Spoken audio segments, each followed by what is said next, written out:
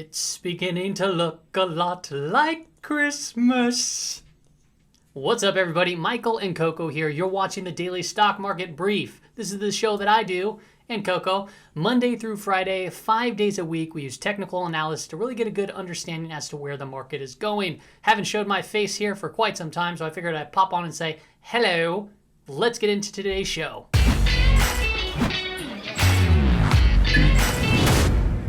All right. Welcome back. Record after record after record. Can't wait to get into today's show. We got a lot to talk about. We're going to be going over the indices. We're going to be going over the move in gold. We're going to be going over the indicators, silver, dollar, yields, you name it, all organized. And if you want to jump around, that's totally fine. I have timestamps in the comment section below and also in the description section below. If you don't follow me on Twitter, Instagram, go ahead and do that. That's where I post some intraday alerts and some random other shenanigans. Also, when I post my market dashboard updates on my website, that's more intraday stuff too as well. I notify there on my social channels. Let's get into S&P 500. S&P 500, we're going to start on the weekly time frame and kind of scale in. And then I'm going to wrap this all up with a conclusion at the very end. First, what I want to point out here is where we stand right now on this broadening wedge, blah, blah, blah, pattern that we've been looking at for what seems to be ever. Obviously, we're running right into this upper area of resistance. We're just above this trend line right here, and that is the broadening wedge pattern. But when we redrew out a trend line here, it's been respected multiple times and rejected from. Okay, so the bulls have a lot of work to do. Where also do we stand right now as far as resistance goes? Well, we're at the upper Bollinger Band. We came back down this week and we tagged the 5 EMA, and then we pushed back up. So there's a lot of confluence of resistance up ahead. So it's going to take a lot of work for the bulls to continue to hold this at these type of levels. Let's look at the daily time frame. What do we got going on? Well, we got this massive gap up, which we talked about in yesterday's brief. That was really the only way I can see the market going up, because in the cash markets, it's been pretty settled for the most part. As you can see, all of these gray shaded boxes are the aftermarket hours. That's gap up, gap up, gap up. So this big move was really it was built a lot on the back of the aftermarket session.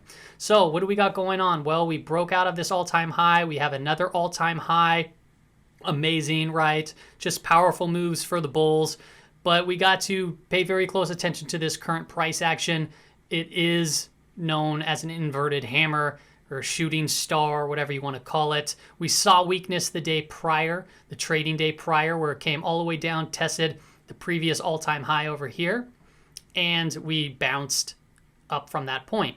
So, you know, what can potentially happen here? Well, this move, I could have drawn out trend lines. This kind of looks like a rising wedge right here, and it's built up with about 3 different gaps. So once we get into the VIX, we'll kind of see how that's starting to look as well. But what I want you to really pay attention to, and I'll draw on those trend lines later, is this could be a rising wedge pattern, which is technically bearish for the most part. And when we mix that in with being overextended on the upper Bollinger Bands, on the weekly, even the monthly, you know, things could get pretty hectic. But right now, still, bulls are in control. Why do I say that? Well, we have the 5 EMA, okay, this little line that's squiggly, just moving up in the chart. Every time that a bear gets below it, it's pretty much right back the next day. The bulls are back in control. So we had it down here, and then they really captured it really very quickly right back. So we're going to have to see if the bears can hold below the 5 EMA for a couple of days to really see this move to the downside. In the middle of the Bollinger Bands, that's a 20-period moving average. The longer the price action stays above, the higher the 20-period moving average goes up. Now, the 20-period moving average is an intermediate term trend. It's clearly in the bullish direction, so it's giving us bullish context. It could act as a level of support, so maybe we might fall back down to 3,600 on a sharp pullback, maybe more, maybe not at all, okay? This is not a prediction. I'm just kind of reading it from both perspectives. But if we pull down there, that's going to be previous support. It held before. We'll have the 20 period and this gap window that hasn't been filled. So that could be a potentially opportunity for us if you're a short-term trader to potentially capture some gains. But we'll keep an eye on it. Here's the 2-hour time frame, smaller time frame. I just want to point out this channel. Yesterday we talked about the possibility of, you know, cash market session. So that's, you know, during the day. It sometimes doesn't want to test these resistance or even break above it. So typically what happens is you get these gaps. And what do you know? After market session, we gapped above the horizontal line, pushed higher into the upper Bollinger Band. RSI almost got overbought. And then we started retracing in the last 2 hours. Still bullish context overall, okay? Negative divergence on the RSI, negative divergence on the MACD. I also want to point out this as a possibility. This is the 15-minute time frame. Now we're getting a lot more granular. First off, we had a few negative divergences in the RSI. And as you can see with the negative divergence came some kind of steep pullbacks for the most part. Still followed up with higher highs. But, you know, we got to point it out, and lower highs, by the way. Negative divergence, pulled back. We had another negative divergence. We haven't really pulled back yet on this. And what is a negative divergence? Well, it's when the price action goes higher than the previous high. But then the RSI, it's not confirming that move. So you have a higher high here and then a lower high while the price action is making a higher high. That sometimes tells us that a reversal can potentially happen. Now, the reversals happened here, but notice that it just came back down to this lower trend line. So we're in this somewhat of a channel right here. If we start breaking below it, maybe we'll see some more downwards action.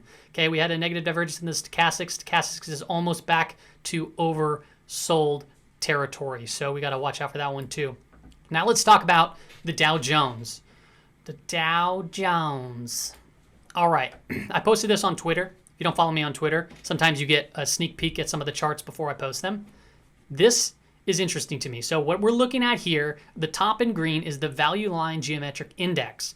This is a broad-based index. And it's very important to look at both the value line index and the Dow Jones Industrials.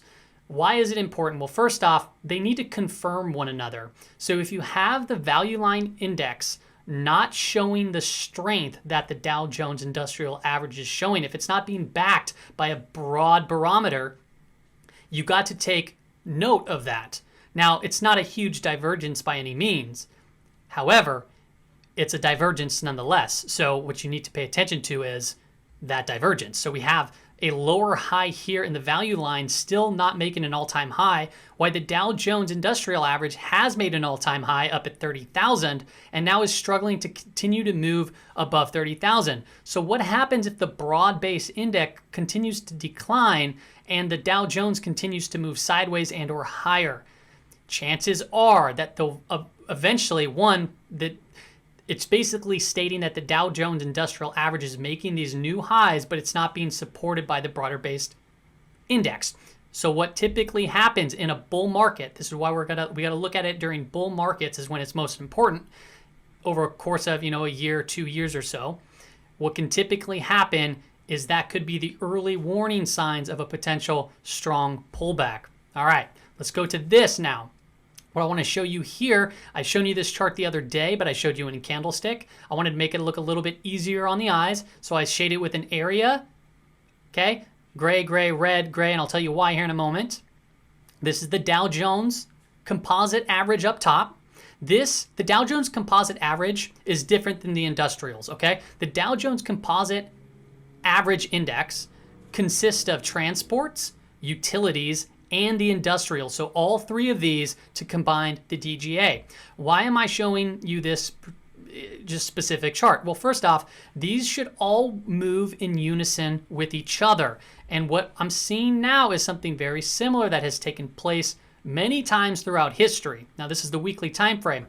When there is a divergence and when it holds for multiple weeks, you need to take caution in the current market condition. So we have the Dow Jones Composite Average moving all-time highs. We have the transports ripping to all-time highs significantly. And you can see this line, right, from the previous high in February, all the way up here, all the way up here. And then you have the industrial averages clearly ripping up to new highs as well. What's interesting to me is the utilities have struggled to even recover close to the all-time highs. So utilities is a lag in the Dow Jones Composite Average. If this continues to weaken, now the utilities is made up or consisted of about, I think it is 15 or 16 stocks, utility stocks.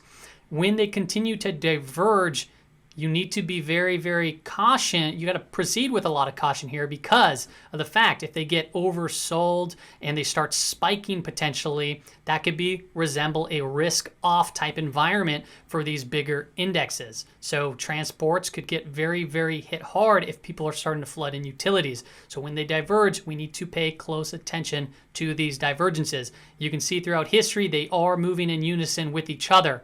But right now, this is a pretty big divergence taking place on this chart. Okay, let's look at the weekly time frame for the Dow Jones Industrial Average. The Dow Jones Industrial Average, these last 4 weeks of trading so far have been built on this big gap up that has yet to been filled. We're above the 5 EMA and we're tagging the upper Bollinger Band. So still a lot of confluence within this area. We're still above the February all-time high, but we're struggling to go anywhere higher. What do I mean by that? Well, I'll show you a 2-hour time frame in just a moment, but let me show you the daily. The daily time frame right here is very interesting. Look at this price action candle. Yes, we settled above the 5 EMA, so that's good. But notice how the bulls went all the way up to 30,000 again, even higher, and then the bears came in and said, no, not ready for that move. This white shaded box, that was a gap. This is actually kind of interesting. So I forgot about this. Okay, so first off, this was a gap from back here, and then we gapped open, and then we filled it the other trading day. Okay, but what I found so funny was we closed right here to basically right where the gap started, and then look where we opened today at the very same gap level. So it's like this area overnight sessions, we just gap over it. That's the twice that happened in the last week of trading. Pretty interesting. This candle right here represents a reversal type candle on a move up, and you see these long upper wicks. That can be a reversal type candle. The last time that happened was right here, and we saw it. I mean, that was a very extended gap to the upside, and then we saw it rip down, down to about 29,000, and then we continued to move higher, had a hanging man candle, followed through that hanging man candle to down here. Rising wedge overall. Like I said, 20 period is moving up. We got the 5 EMA for the bulls. Things, it's getting harder and harder to continue to push this market up. It's very hard to do so when we're at such overextended areas. Now the MACD looks like it's about to start curling over, but it has not been confirmed yet, so we're going to keep an eye on that. Here it is on the 2-hour time frame, ascending triangle. Now, we pointed this out yesterday, and clearly we had that gap up. We tried to break through. It looked solid, but then it got back denied. So, we got to monitor to see what happens after hours. It might find some support here if this gap fills, and then we continue to rip higher. Typically, seasonality charts show the end of December. You have this kind of just big move to the upside. They call it a holiday rally or Santa Claus rally or whatever you want to call it. So we got to prepare for the possibility of the market to continue to push higher. However, I want to point out the divergences on the MACD, on the MACD, on the RSI. You're in bullish context, but this bullish context was built on the back of the aftermarket hours, just a bunch of gaps to the upside.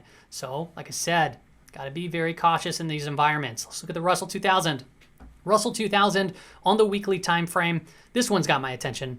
It has had my attention for the last couple of weeks here. Just look at how long it's been above the upper Bollinger Band, and now we're seeing a little bit of weakness this week, but the week's not over. But we're still trading right at that upper range, disconnected from the 5 EMA. The longer we stay above it, the higher the 5 EMA goes. We might find support at the 5 EMA, so that'd be right around 170, 176 for this week, so we might go test that. Maybe not. We got to keep an eye on this up channel right here. That's a bullish channel. Typically when you get it hit up, we can come down and hit to the bottom portion of the channel. So maybe we might do something very similar if they want to consolidate more and then potentially move higher. So RSI on the weekly time frame did reach to that overbought territory. Now we're seeing it sink down a little bit. This could be consolidation or an inside trading candle, potentially gearing us up for a higher move. Now, me personally, I am short it, and I got short not too long ago, right up in this exact range actually where we're at. So I'd like to see a sharp decline, but the more we consolidate, the more I think that we could potentially head higher going into the end of the year and the beginning of next year. But like I said, the overextensions like this, I'm not willing to go long at this particular point in time just because it doesn't make technical sense to me and probably many other professional traders. Now, what I want to point out here is the daily time frame for the Russell 2000. We just looked at the weekly. This was a rising wedge, broke down through the rising wedge. We came back and back tested it today. Bulls are still in control of the 5 EMA, got oversold, moved down a little, overbought, moved down a little bit. Okay, negative divergence here on the stochastics, and still here holding in that overbought territory.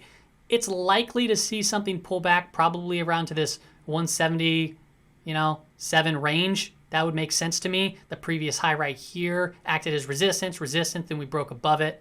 And it'd be likely to see some sort of pullback and retest. And then we got to determine whether it's going to break down, continue to break down, or if we're going to continue to consolidate sideways or even potentially move a lot higher. So we got to be careful in pretty much every circumstance as of right now. Here it is on the 2-hour time frame. We broke out of that rising wedge as already previously mentioned. But what I want to show the possibility of is this bull flag consolidation downwards. So, just notice we had the pull and now we're consolidating within this channel. Still have a gap below us. Could act as support more down here. We have the 50 period and the 200 down there. It's a 2-hour time frame. We have a negative divergence on both the RSI and the MACD.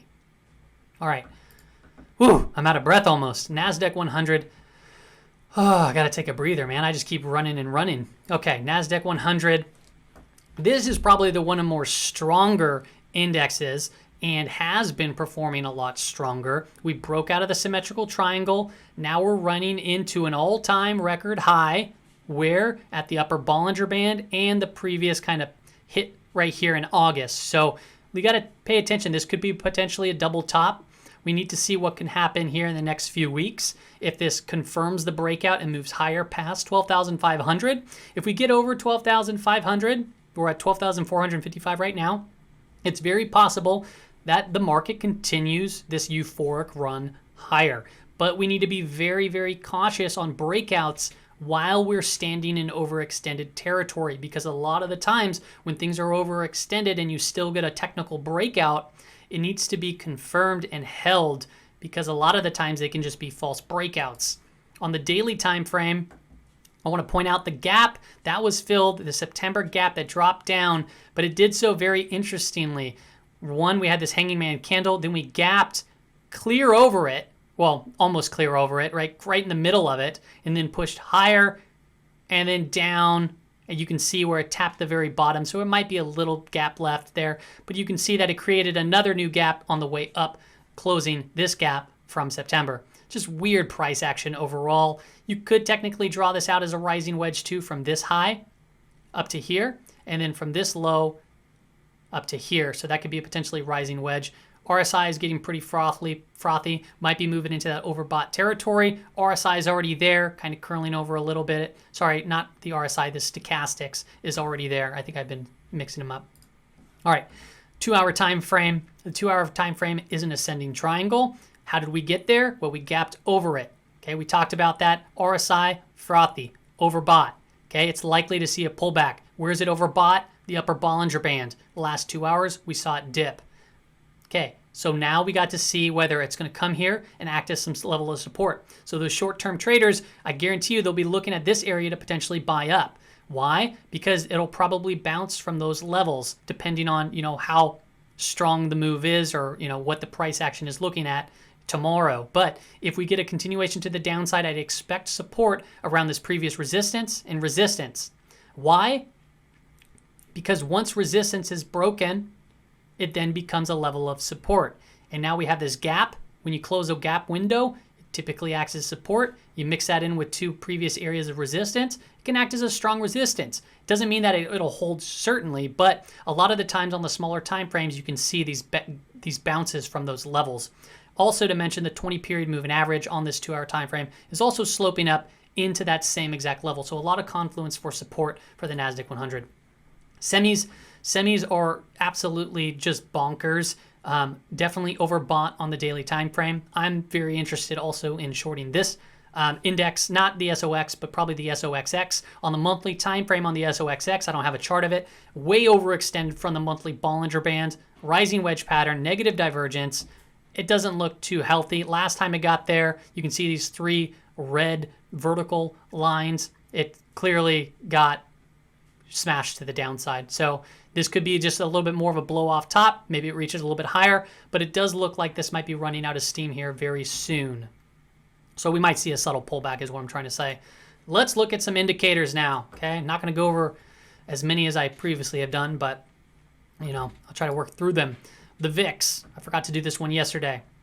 First off, still have this gap from back in February. That's what created the March crash. The volatility index, this is a sentiment indicator.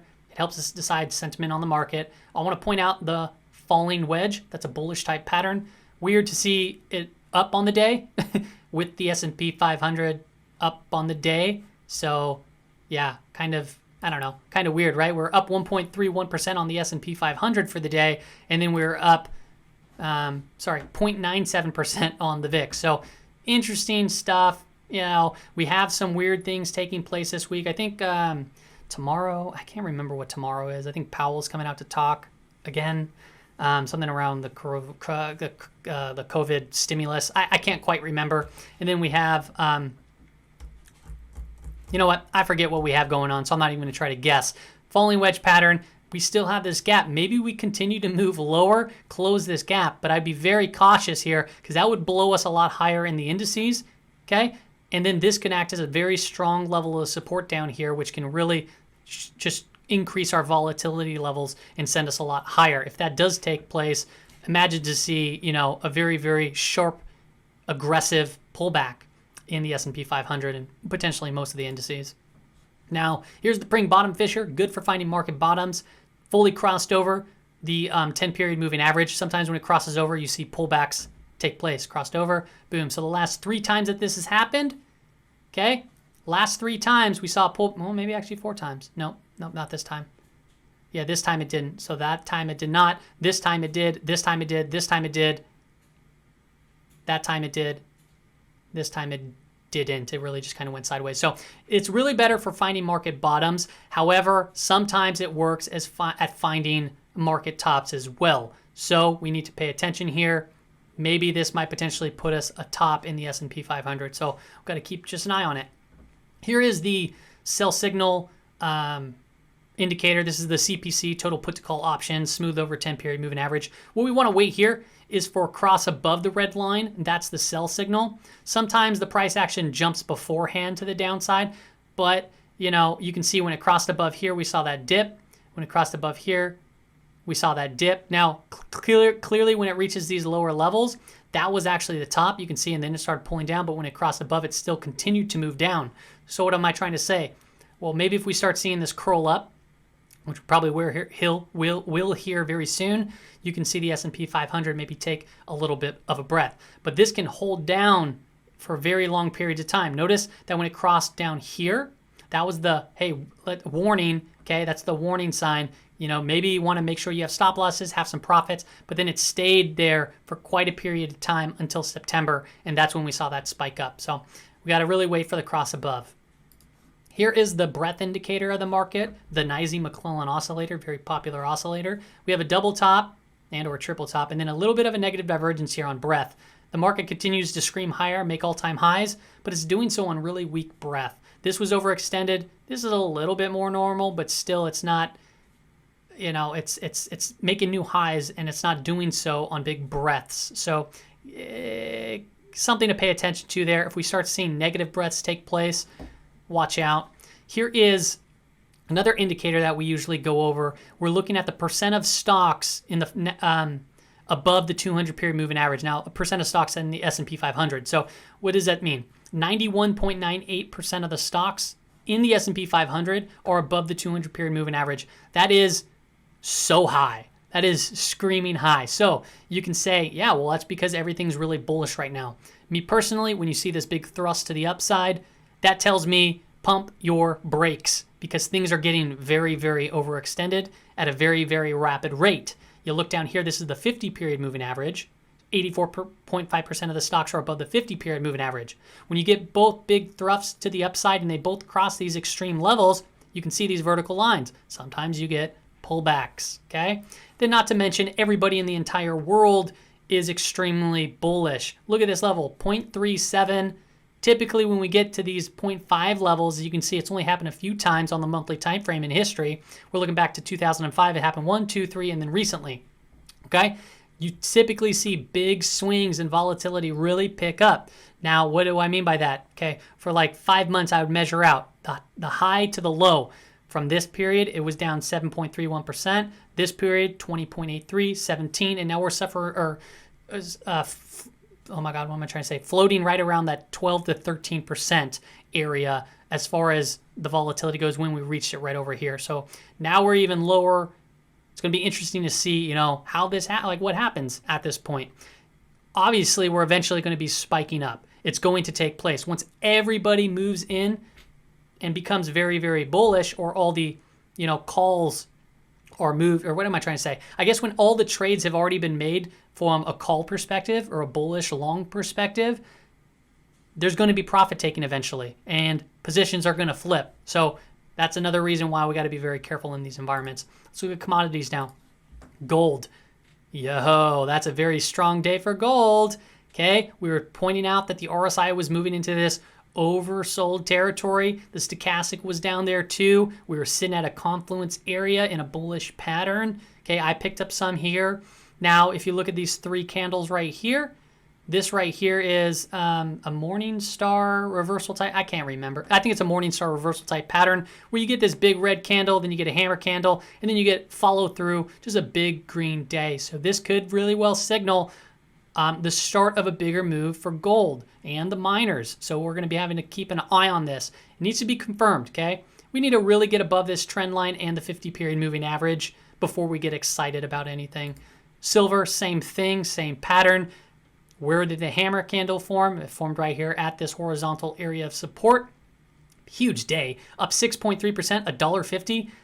That's a big day. So if we continue to get follow through like this, you know, silver can be really the shining metal. Now it closed right at the 50-period moving average. So we got to be careful. Still, like, you know, it's a great day, but you just got to be careful for these overextended moves sometimes. So you got to play with caution and see what just takes place. And I'll show you why here on the dollar, why we could maybe proceed with a little bit of caution.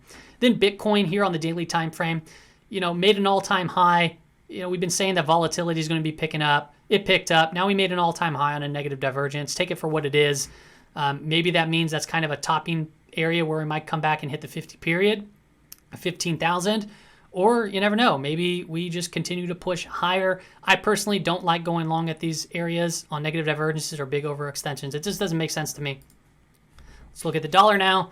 Dollar, that was the falling wedge. Okay, we talked about, hey, you know, what's going to happen with gold and the dollar? Like someone's going to break here.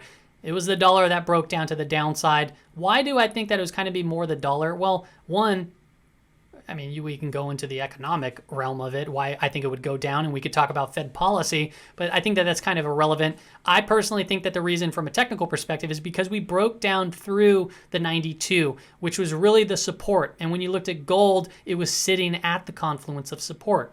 So yeah, we broke down that's a big down day for the dollar, down 0.61. We closed at 91.30. That's a fairly fast move from 92. Now, what I want to point out, though, is we are moving into oversold territory, okay? So we might see a back test or potentially move higher. Last time we got down to this level, it did so on a positive divergence where the price action was moving lower into this level, but the RSI was not confirming it, and that's when we got that move to the upside. So we don't got that going on right now. There's been no confirmation, but it's always a possibility later in the future, so we're going to have to monitor that. Quickly look at yields. Yields are going up, 0.92 on the 10, 1.66. The trend line's holding, you know, the spread is increasing on the 10-2. This was that rising wedge pattern. Hasn't came back fully. If it starts crossing above that, I'm just going to get rid of this rising wedge pattern because then it'd be just non-confirmed. But it still technically broke down, and now it's right around their back testing. And I don't know who charts spreads. Maybe I'm just the weirdo that does. But yeah, so trend line still holding on the 10-2. When the spread is increasing like this, you know, they're predicting future growth, higher inflation, et cetera, et cetera. Let's go now into the conclusion section. Where do I stand? Well, just to kind of wrap my thoughts around where we stand currently. One, impatience is probably building in a lot of people. And also, euphoria is probably building in a lot of people.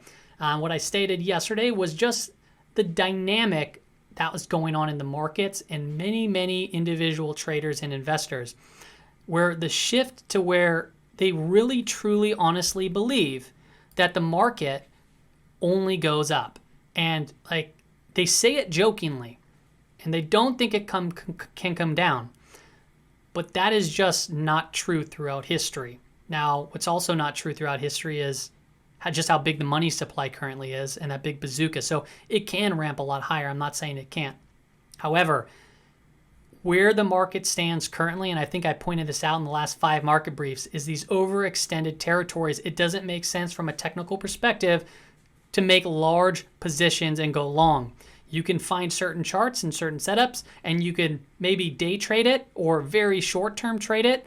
But keep in mind, when down days take place, they are far more aggressive than the moves up. And you can see that throughout history. Now, I'm bringing up this monthly chart just to show you where we currently stand on this big negative divergence. That's that broadening wedge pattern. You can see the price action is up at the resistance level that clearly has history on it, okay? So it's something to take note of. The last thing I want to point out is the 10-2 curve. I inverted this over here. When it goes green, that means the yield curve is inverted. And you can see this, I flipped it upside down to make it a little bit easier to understand. But when you get inverted and you start seeing the spread increase, you can sometimes see the market fall down. Now, it doesn't happen instantaneously, and this is a long-term chart. Happened here. Spread increased. Market fell apart. All right? Right here. Inverted. Hardly. Spread is increasing. Now, it's not increasing at this fast, rapid rate, but we need to pay attention to this spread. If it continues to increase, and higher yields are on the 10 and the 30 year, it's something to really watch out for because it could put a lot of pressure on the equity market. So right now, we're continuing to scream all-time highs, extremely overextended. Like I said, I'm waiting for areas to be pulled back to for areas of support, and it takes a lot of patience to do so. So that's all I got for you on today's market brief. Hope everyone is having an excellent start to December. See you next time.